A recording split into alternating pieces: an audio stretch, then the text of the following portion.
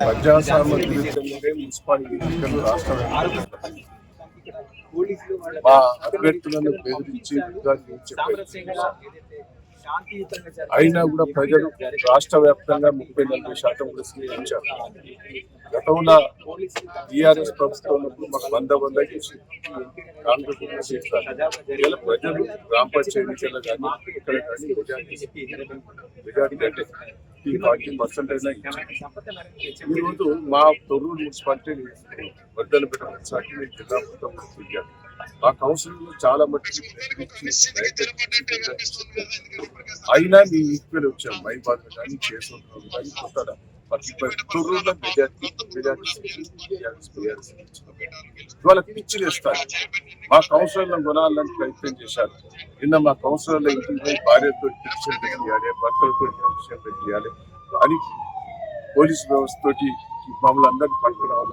ఎవ్వరు కూడా వాళ్ళ భార్యలు కానీ కుటుంబ సభ్యులు పిటిషన్ పెట్టలేదు. ఎన్ని బెదిరియాలో అన్ని బెదిరించారు.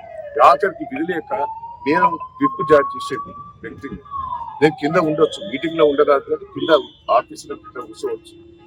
నేను విప్పు జారీ చేద్దామని ఆర్టీఓ దగ్గర కమిషనర్ దగ్గర పోయాను. నన్ను బలవంతంగా పోలీసులు పట్టుకొచ్చి బయట పెట్టారు. ఝాన్సీ గారిని ఆడ ఆల్రెడీ వైస్ చైర్మన్ రిఫార్మ్ కూడా మా దగ్గర ఇవ్వాలి. సార్ వెళ్ళకుండా ఆపుతున్నారు. అంటే కనీసం విప్ కూడా మనం బీఫామ్ ఇవ్వాలి, వైస్ చైర్మన్ బీఫామ్ ఇవ్వాలి. అది కూడా చేస్తున్నారు. ఇంత దౌర్జన్యం ఎప్పుడు? రెండవది ఎన్నికల కమిషనర్ నుంచి కలెక్టర్కి ఇచ్చిన ఆర్డీఓ గారికి కావ్య గారికి ఓటు హక్కు చెల్లదు.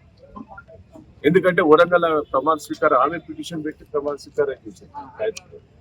ఆమె పిటిషన్ పెట్టి ప్రమాణ స్వీకారం చేసింది. అది అందరికి తెలుసు. ఇప్పుడు సోషల్ మీడియాలో వచ్చింది, అందరికి వచ్చింది. ఆడ ఓటు హక్కు వచ్చింది.